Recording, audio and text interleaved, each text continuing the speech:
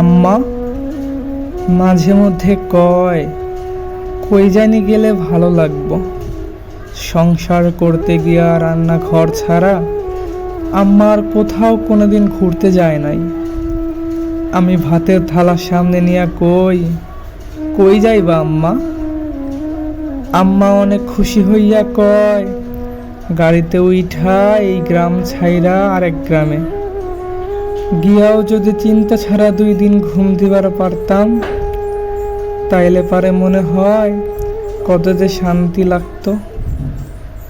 আমি তাও আম্মারে বড় গলায় কইতে পারি না, চলো 2 দিন কক্সবাজারে সাগর দেইখা আসি, 1 দিন চট্টগ্রামের পাহাড় দেইখা আসি, সাগরের পানিতে দুঃখ রাইখা আসি।